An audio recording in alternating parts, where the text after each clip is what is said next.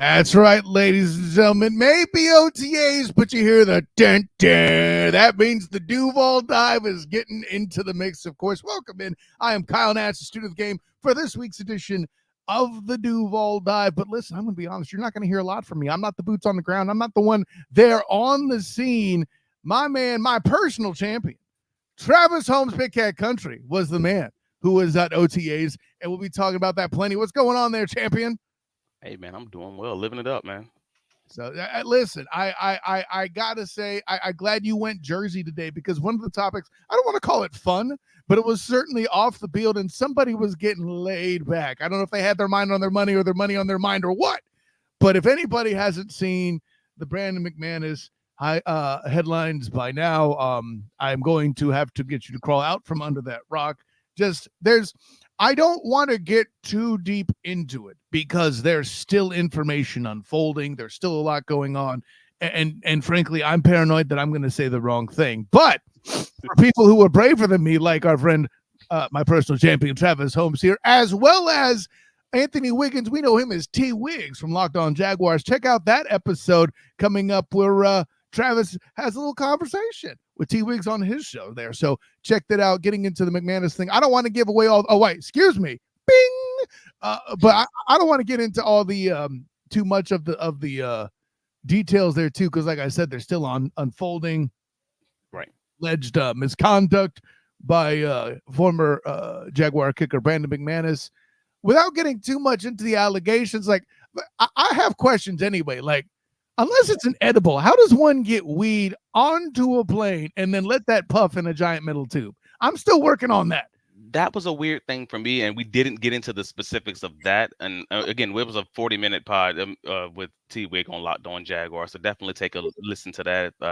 Duval Devout, but we didn't get into that specific part of it, which I thought was real interesting because weed is, I believe, still legal over there, illegal over there, and it's also federally illegal over here. So international flights with weed on, I don't even know where you get that from at that point. Right. And well, you know, where, If what, true. where allegedly, let's cover ourselves again, allegedly, right. And I'll say this, like with some of it is dependent on where the plane is and all this. It gets real dicey, especially when you're dealing in international law like that. And or maybe the FAA regulations or deal with the origin of the flight, or I don't know. I don't know those details. It gets really hairy, but we'll ask this one overarching question so people could go to that episode of Locked On Jaguars with T Wig, bing, where you were present there. But like the impact on the team could be what? That's the fun part. And obviously I do mean that I'm sarcastically. gonna air quote fun.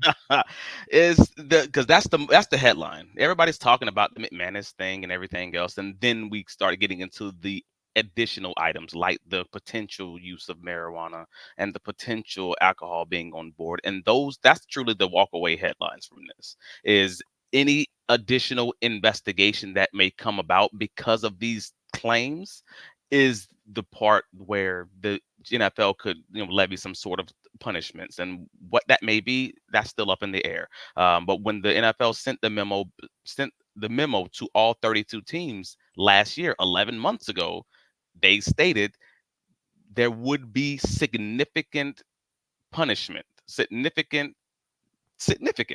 Their word choice.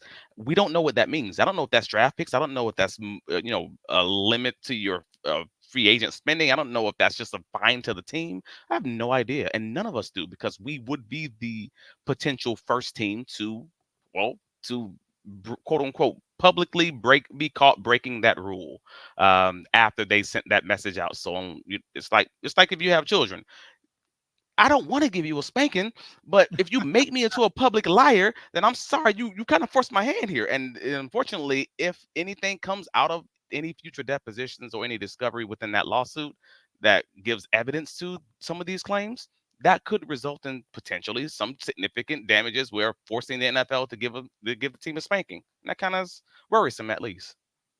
That's a fine analogy, by the way. Yeah, no, the point you make about setting a precedent is actually for me what I think is scariest for the Jags, because if you've seen Listen, there was a point in time when I called Roger Goodell the Ginger Hammer Mhm. for what he did to, but I said it, but what he did to the New Orleans Saints Oh, bounty game. Right now, bounty is gate. this that? No, but I have a feeling that as the first offenders, when I hear significant punishment, I hear more than a fine. But Right. obviously, because I'll put it this way: the last thing the Jags needs is picks being revoked from their draft. But Well, I, at least we added two to the to the inventory for 2025 with the trade. So there you go. that's an awfully optimistic take for a guy who has a "this team makes me drink" T-shirt, which Mm. now has a completely different meaning with some of what was alleged on that flight. But I digress. I can't even wear it now. That's dope. That's good point. Did they make you drink or did they allow you to drink? It They just gets. allow did they give you the drinks? That this is the question. Wow, that's an interesting take, man. No, I'm just making jokes. That's not an accurate take. Let the record show that. That is all for the sake of parody. Please do not sue me. Um, no, listen. But anyways, Okay. enough of that. Okay. Enough of that particular piece. Let's go ahead and jump over to OTAs. And Travis, I know it's the underwear Olympics, as you affectionately referred to it. I don't want to hit you on a technicality where that's the draft, but not OTAs. But I'm not going to be Yeah. that guy. I'm not going to nitpick over that like some people nitpick over diction on Twitter. Inside joke. But with all that in mind, 5 tweet replies, Travis. Okay, I'm sorry. Okay, check it out on I Twitter. got That's another one where Travis and I do our brotherly bickering on Twitter. It's and I offensive. won. Exactly. Anyways, yeah, You were so just capitulated so that I. let's keep that moving. Let's keep that moving. So yeah, Oh, see, I was OTAs. all rough. OTAs were great. But Um of course, the thing that's proliferating all over Twitter right after you read Travis beefing with me is Brian Thomas getting the long pass from Trevor Lawrence. I think I first saw it from Jamal St. Cyr, and then it began yes. to proliferate. Um, Listen, just walk us through what you've seen from him. I know you were excited about him after OTAs for the first go around. I Right. mean, chemistry developing, all that. How do you feel? I mean, you're seeing what you expect and what you'd hope to see from a rookie receiver. I might even say you're seeing a little bit more than you would expect. And again, it's a little bit harder. I want to be fair to the DBs because I am a DB. I'm going to always be fair to the DBs. Well, Uh, is that a Donovan Darius jersey? it- I'm trying. it's a No. little no. So this is an old Ramsey jersey, but because Okay, close the, enough. the last great DB, in There my you opinion. But yeah, so BTJ had 2 touchdowns in the red zone. He ran a magnificent route against Tyson Campbell. I can't tell you what the route was. Let's just say it was a really dang good route. If you close your eyes, and look at his lower body, you think it was Calvin Ridley, maybe even better. Where he ended up scoring a touchdown with probably 4 or 5 yards of space to work with. And then he later ran another route that everybody was like, "Oh," from the sidelines. But then the catch went right off of his hands because he was trying to get both feet in bounds at the sideline. So it's like, oh man, if you would have caught that, that would have been on film. So no one's seen it unless you were there. But because he dropped it, they're not going to put it out there. It's a drop pass at the end of the day. But if he were to catch it, it's the and one mixtape of routes. So yeah, that's how Brian Thomas is doing right now. And if he continues to do what he's doing and continues to stack these practices like he's been stacking them, the route running is the biggest takeaway for his game that I'm just taking away from OTAs with or without pads. That's something that's transferable to the rest of the season. That's something that I was looking forward to seeing, and I've seen it, and it's better than I expected it to be. And oof, yeah, yeah, I'm good, bro. Well, I'll put it this way: this adds further credence to some of the theories that I've said and written about on Jaguar Report. Bing! About Gabe Davis. We've said this together, actually, that Gabe Davis was never meant to actually replace Calvin Ridley. Right. But I'm not going to say replace, but I mean, in the article I wrote about Mega, bam! Sorry, let's try that again. Bam! Make Make ETN great again. Let's go. I'm using that graphic as much as I can, Zach. Deal with it, okay? Shouts to Zach Schultz, Jaguar Report. But with all that, I also added in part of what'll make NTN great again is BTJ stretching the field, and I think in that way is where he's Oh yeah. definitely going to replace Ridley in that way. If what you're saying Oh, translates to the yeah, field. he's better than Ridley in that way. And that's not me. That's not a knock on Ridley, but we know his game. Like he's not good at the contested catches. He's fast, but he struggles getting off the line. And that's the only piece that that remains to be seen as far as BTJ is concerned when they get the pad zone, when the DBs are actually able to cheat a little bit. If you ain't cheating, you ain't trying. That's what my DB coach used to always say. So get your little hands underneath the shoulder pads here and try to keep them inside. So once You we can get the talk to choke an O lineman about pad yeah, work, yeah, son. yeah. So once God, you get the what's sh- wrong when with you you? once they get the pad zone and we can see what the DBs can lay hands, and if he can show us that he has that ability to consistently get off the line without struggling there, I would uh, I would officially say that at that point he is better than Calvin Ridley at extending the field as far as getting vertical, as far as stretching the defense, and he's an actual solid blocker, which is college film supports. So yeah, I'm here for that, man. Yeah, no, and I'm glad you brought up that point too. That also leans into the mega article where I talk about Gabe Davis as a blocker as well on Jaguar Report. Bing! By the way, real quick as an aside, like I didn't realize this. I was actually in the middle. I'm gonna drop some names, just deal with it. I was actually in the middle of a conversation with Leroy Butler, former Packer great for the his Hall of Fame induction I did with the 3-point conversion. Oh Bing! yeah, I know Leroy. We had the conversation. Super nice guy, by the way. Had a conversation about safeties and linemen being similar in certain particular ways. It's very fascinating, and one Hmm. of those is that one element of DB commonality is pad manipulation. Now, granted, y'all are a little bit more blatant about it just because of the nature of your surroundings. Yeah. Um, but because yeah, like if you do a quick tug, that's one thing. If I do a quick tug with a guy that's that close to me trying to get past me, I'm going to give up the rep. But using the other player's pads to your advantage, we have that in common, my friend. Okay. Anyways, I'm here for it. we mention the offensive side there a bit. I don't think there's any kind of questions as far as the depth. I feel like we know who the top guys who are going to see the field there are. But talk to me a little bit what you saw with the DBs in themselves, because that to me, them and the linebackers, we'll get to the linebackers in a minute, are the team that I'm more interested to see stack, because there's just been so many changes with the DBs in particular. Right, and obviously with the scheme. And FYI, shout out Leroy Butler, Jacksonville's own, yeah, or Lee High School. Come on, baby. I had to get that quick shout out. I'm Full like, no, circle. No, I love that you did it. yes, I forgot to. I should have. yes. As far as the DBs are concerned, that's gonna be an interesting thing because we've already acknowledged. Hey, man, I was already told by my boy Mike. He's like, hey, man, you have a bias with DBs. You look for someone who's like you, like every other NFL person who's in the media or college person who's in the media. They all have biases. They're always gonna look for guys that's like you were when you played. Steve Smith loves guys who are dogs who block and love to fight. Like that makes sense. I love DBs who have to fight their way into a starting role who may be very fast. For me, that's obviously DeAndre Prince. Like that's why I love him so much. And I'm just waiting to see the things on the field that support my current thoughts on him. So I'm still waiting. That's in the pocket. But he's been solid. He just hasn't been incredible so far. So I don't have the evidence to support it. I'm just saying that's my bias if I have someone who I'm internally rooting for. But if we're talking about the real competition at DB, there's some questions. All right, we have a scheme change with the new DB coach and Chris Richards, and we have obviously scheme change with Nielsen being the new defensive coordinator.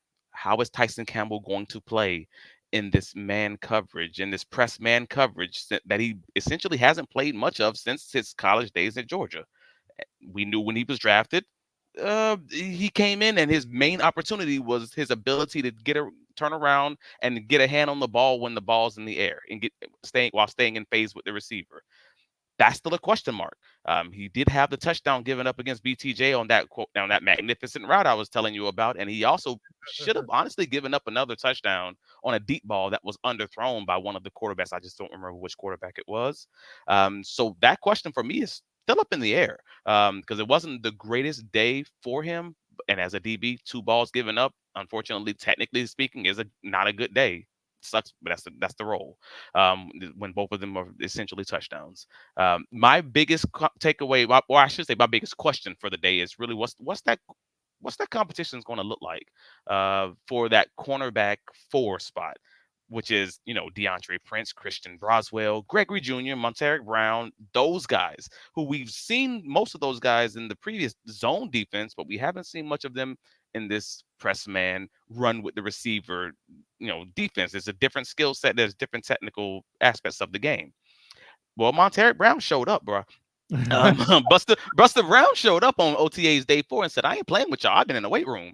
And he had 2 reps within, I don't know, 6 or 7 plays that had me and and Jordan DeLugo for, well, I believe Jen Jag.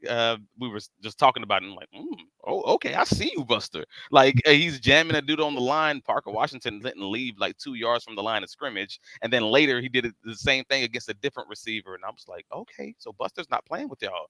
He's on that old school Richard Sherman. Okay, I see you. So I'm looking forward to how that's going to shake out, because that was already a really competitive room in the 2023 training camp and OTAs. And it's looking like it's going to shape up to be that same thing. There may be some real tough decisions to be made from this coaching staff. Yeah, no, I think it's a good problem for them to have. And I'll say this, not to completely. I'm not saying there's nothing to worry about with Tyson Campbell having a bad day like that. Obviously, no pads on. As we know all that, no pads, et cetera, et cetera. I think the adjustment to the scheme is important, and you're noticing the guys that are stepping up are either bench players who aren't locked in, the same way that Tyson Campbell is, having to do it play after play after play, getting starting volume reps, having game days, etc. The guys who are less have less muscle memory to it are the ones that are adjusting well, not cheapening their effort either. Or it could even be guys who have more experience playing in the press man defense in their previous years. That's the other part. Go there, yeah, great point, excellent point. So yeah, I the fact that anybody is stepping up and getting, well, frankly, getting your attention gets my attention. So there's that.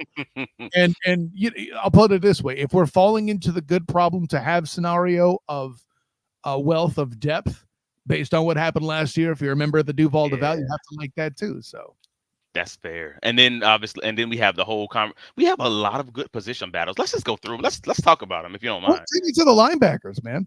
Oh wait, the linebackers too. Is that really a battle though? The reason why I bring it up is I'm hearing an awful lot about Devin Lloyd looking way better and way bigger than he did last year, according to our editors. Yes. In the Jaguar Report podcast, bing, John Shipley and Gus Logue. Sure, there was some awkward quote made by your editor, but I won't get into that part of it. Lord, that man. I don't judge him. When you're doing a live show, sometimes things get said out of context, and people gonna clown you forever. But no, yes, at linebacker, obviously, Josh Allen showed up looking jacked, and that is going to bring some eyes. Oh, okay, yeah, he's looking like he at least about 5-10 pounds heavier, and if you ain't heavier, you wearing it different, for sure. And knowing that he's going to, in this defense, be moved around a lot more, knowing that he's going to be, he may even have to move inside and face some of those guards, maybe face the center here and there, maybe even get some chip blocks inside. Yeah, that's dope that he did put on that weight, that he is looking a little better as far as that's concerned. I don't know what to take from it other than it's always better to look in shape than out of shape, I guess, to put on weight. And especially being in a scheme that's going to have you running around and doing less things in the back end as far as coverage and just moving forward and just dominating. Cool. More I don't know, more abuse on the body. So maybe he'll just wear that better. But as far as the role is concerned, it is what it is. He's going to be blitzing a lot. He's going to be getting at the quarterback. And that's going to be interesting to see, I should say. By the way, we mentioned the superior Twitter follower on this show already. Mike's in the building. He's over here. He says he's interested to see the adjustment. Some tendency to decide coverages as well. Yeah, and I think that's part of the defensive front and why it's a big deal for me to see Devin Lloyd get beefed up, right? Because something we and the example I'll use is the historically great Baltimore Ravens never scored defense, right? Ray Lewis, the center of that, Mm, as middle linebacker, all of that. Not enough people are talking about Sam Adams and Haloti Nada. You want to know what made Ray Lewis have such a long career? Not only Sam Adams starting it, so he yeah, got hit less, but Haloti Nada coming in when Ray Lewis said, "Get a D tackle, I'm getting hit too much." keep those guys off of him. That's Eric fair. Armstead has a big deal to do with what this disguised front and all these changes will be, because he's going to be that choke point that starts whatever it is they're facing behind there too. And if they're going to maybe send Devin Lloyd more, he better bulk up. So I mean, if I'm an opposing team hearing about this, if let's say if I'm Miami, I'll be like, interesting, and I'm going to write that down to watch for him attacking the middle in some sort of a disguise Mm. fire situation, perhaps. See Well, how educated I sounded for talking defense? and it's the only reason no one's talking about Arik Armstead right now, or even Mason Smith for that matter, is Mm, just because these are the D line guys with no pads on. Unfortunately, the underwear Olympics, this is not your game. We're waiting for your game to come up. The shot put, that's coming when they put pads on. But for the moment, that's the big guy event. But for the moment, we're just talking about the little people event, the marathons, and all of this stuff. That's where we are right now. So when you get with Arik Armstead, it also on OTA 4 was spending time on the sideline with the medical staff for a good portion of practice. So mhm. again, you're not going to talk about these guys. He was on the side with Roy Robertson Harris, so you just saw Mason Smith doing a lot of the drills. So if you can get those guys to just attack these gaps as Nielsen likes to do, and just control these gaps, then the linebackers are going to stay free to just clean up, and well, that's a good situation for all of us. Yeah, and I think I think all that goes in. You mentioned Mason Smith as well. Mike asked the question just as you answered it in the comments here. So yeah, and I mean, heaven forbid, I think the worst case scenario for Mason is that he's a backup for Eric Armstead. You know, Yeah, should he need time? Should he need let's just say what is it they say in the NBA? Load management, load right? management. Let's see, Eric needs a little load management. Mason Smith will be that, right? Yeah, Not yeah. anything from Roy Robertson Harris. Which That's also gives Mason more time, which is beneficial to just get acclimated to the NFL, get acclimated to a new playbook, and more importantly, get more closer to his normal self. Because as we all heard, he was a beast at the last quarter of the season for LSU. He was closer to himself. He was nearly unblockable. And they said the more time that goes on, the closer he looks to his prior self before his injury. Well, why not give the guy some more time with being a backup and having the time to truly just be a rookie and learn, get bigger NFL style, and also make a few plays with this, 40% of snaps or whatever it ends up being. yeah, and 40% is a heck of a volume for a young big man like that there too, for sure. Yeah. So let me do this then too, because you were chomping about some position battles. What's the next most compelling one in your mind, sir? Weirdly, man, because I want to talk about this backup running back thing, but I know yeah, I want to talk about that backup cornerback, and I'm not even going to talk about the safety thing just because I know we'll run out of time because there's so many good ones. For me personally, because I've been chomping at this bit about make ETN great again, I want to know about Brendan Strange versus Josiah Jaguar. That's what I want to know about. I want to know about this tight end 3/slash H-back role. We saw the highlight with Evan Ingram lined up at fullback. That was on the deep ball to BTJ that everyone's raving about. And that wasn't the only time we saw a fullback presence because we've been talking about this since the middle of last season. As soon as that running game fell off a cliff, it's like, hey, okay, so what's going on with this? What's going on with this offense? The Jaguars were a top team in running 13 personnel in the first half of the season in 2023, and then it fell off when Brendan Strange got hurt. So obviously they want to run a lot more H back. They may even want to run more fullback situations, and they brought in Jaguar for that reason. What is that going to look like? Is your second round draft pick tight end truly is that a real competition? What is that going to be? Because at the end of the day, we saw the tape of him when he came back from injury against the Panthers and getting destroyed in the hole on a few different occasions, and we laughed about it. We talked about it. Hey, the tape is what it is. Mhm. Is Deguara going to be stronger at the actual fullback presence? Because if they need someone like that, and I think we do, then who's going to win that? Because that's a second round draft pick, bro. Well, yeah, let me add you this. Let me add you this there too. I think they were expecting that from Tank Bigsby, and they're obviously not going to get it. You think they want Tank to be a fullback? I think when they drafted him, I think there was an element of him playing that role. Yes. Like interesting second, second bat sets, having both him and ETN on the field at the same time, and him blocking and whatever else. Or at least showing somebody who would block and maybe giving him the ball on occasion. He was supposed to be the dude that would show an inside the tackle threat to leave NTN the opportunity to go outside. Because remember, the whole reason the running game failed is the outside run became predictable, and teams that normally couldn't stop it did because they didn't care about Fortner. Or they couldn't run inside. You're right.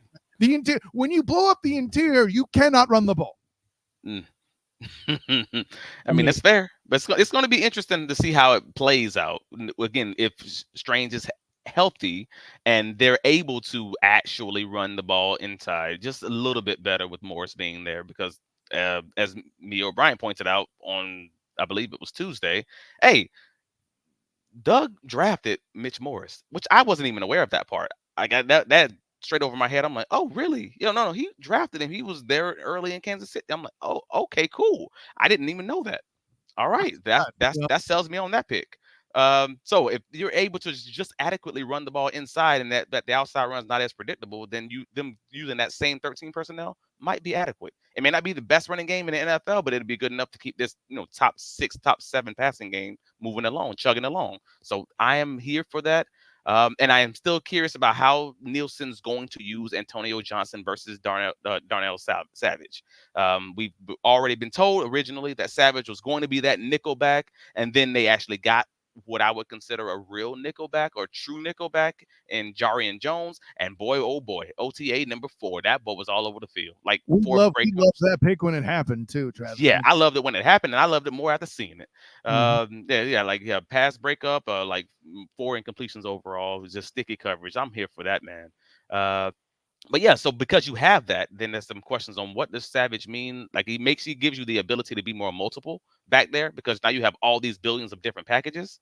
But what does that mean for Antonio Johnson versus him? Is Antonio just going to just transform into a developmental guy behind Savage? And what is that? A bad thing. I think Antonio has a future. Absolutely. Yeah. So, let's get this in here, because I mean, man, Mike knows how to push my buttons. There will not be any Mac Jones breakdowns on this show. No.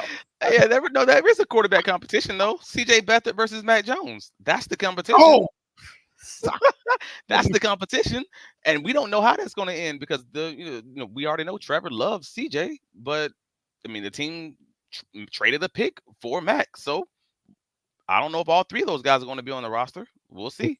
Yeah, and then I mean, here's Mike stepping in, talking about just what we've been talking about for a minute. You'll see elements of that in the article I had on Jaguar Report. Bing, mega. There you go. Is it got to make that part of that Make NTN campaign, Make NTN Great Again campaign. So thank you for your support on that, Mike. 100%. And while we're running down on time, I know we don't have time to talk about it, but at least I still wanted to mention again the Dearness Johnson versus Tank Bisbee RB2 competition. The challenge. What are you doing? I see it as a competition. If Tank Tank is not improved, I'm sorry, I'm going to call it what it is. I don't think it should be a competition, but I think it will be a competition if this coaching staff is actually taking a close eye on everything. I think you're mishearing me. This isn't a competition, because Dearness Johnson already has the job if I'm the coach. What battle you talk about? Tank needs to battle spot 3. Tank has to, if you're talking about earning it, I think Dearness has done more to earn it than Tank. Tank has earned it by being a 2nd round draft pick and nothing more, in my personal opinion. I guess this thing is controversial, but I don't think it is, man. I loved the acquisition of Dearness Johnson from moment 1. The only criticism I have is, why would you do that when you drafted Tank? And then Tank showed us why. So and then we have Javon Foster versus the Walker Little, situation, that swing tackle. That's obviously got to be a conversation. And finally, we got the Tyler Shatley versus Luke Fortner for the backup center competition that no one's talking about, even though Mitch Morris has had 6 concussions in 8 years. I'm sorry, we got to talk about this. Like, maybe not today, but that's a conversation that needs to be had. We'll open with that next week. Oh, lineman talk. Let's bring it. Anyways, Travis Holmes, tell the world. You can find all of my writings covering the Jacksonville Jaguars at bighatcountry.com. Save it as a favorite. Check it out. We cover all the press conferences. We cover the OTAs, training camp, uh, big game breakdowns, play breakdowns, analysis, everything, man. Just save it as a favorite. Hit me up on all the socials, Travis D. Holmes.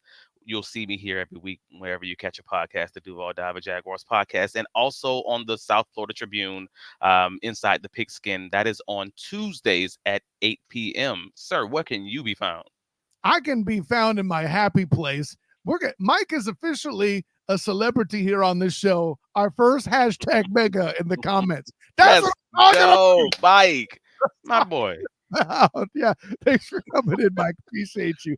Of course, I'm Kyle Nash, the student of the game. You can find me on Twitter, Instagram, and Threads at the SOTG. Find me on Facebook as the student of the game. Check out my writings with the Jaguar Report, the 3-point conversion, and the black and gold banneret, as well as my work covering the Orlando Magic with ASMBN Sports. And check out my weekly show, The Student of the Game, 9 p.m. Eastern time. There's an NBA Finals coming up here. There's an NHL Final coming up here. Lord Stanley's Cup and the Orion Trophy. All of it's going on. It's going to be a great time. We'll be talking about it. Also, the Orlando Sentinel's head college football writer, Matt Marshall, coming in not only to talk about the new Madden video game that they made just down the street here in Maitland, maybe you heard a little bit about that, but also to bring some knowledge to what the hell is going on in college football. Paying payers directly is now on the table. I needed to be educated that time, as I always am when Matt Marshall comes in. I play the role as the student, so check out all of that. But listen, an honor, joy, and privilege to come aboard. Thanks again to all of our commenters, especially my barber coming in with the hashtag mega. You, sir, are a champion for doing precisely that. But until next time, my friends, class dismissed.